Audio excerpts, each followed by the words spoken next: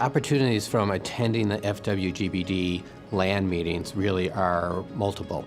At this meeting, I'm always really looking forward to seeing the progress from year to year. Not only were we able to jumpstart our clinic much quicker than we would have been otherwise, this has been a forum for collaborative research, for collaborative quality improvement, to develop policies and procedures on how to run our clinic better. There's no other conference or meeting devoted just to women and girls with bleeding disorders and other blood disorders.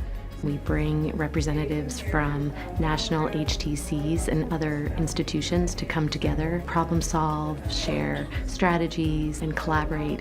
The members of our Learning Action Network decide what the meeting will be each year. They'll identify the top research gaps that they would like to work on together, and then that'll be the focus of some of their projects going forward. We always hold the meeting where there's a women and girls designated bleeding disorder clinic. So to see how they're able to implement our Clinic of Excellence model, it's a wonderful learning tool. It's a privilege to be hosting this event. I wanted to showcase our progress and what we've done with the program to other LAN attendees, especially those that are either thinking about developing a program or already have a program and they want to improve upon it.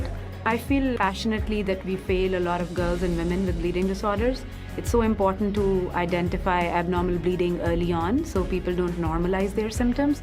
I think the LAN provides a platform for all of us to change that. I think it's an incubator.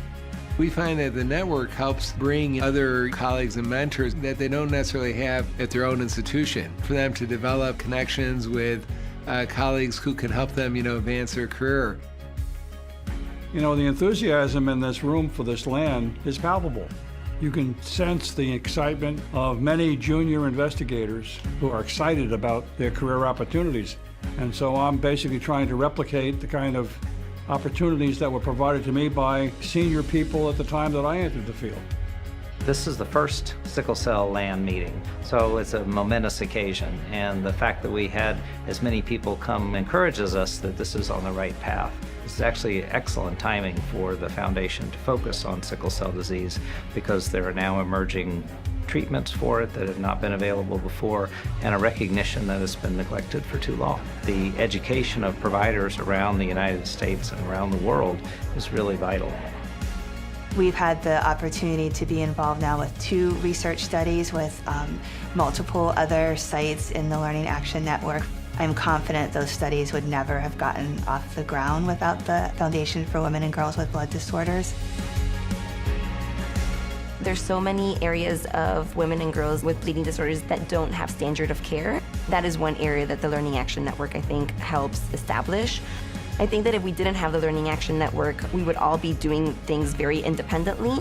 Providing clear standard of care guidelines, it helps both the patients and ourselves in practicing better care.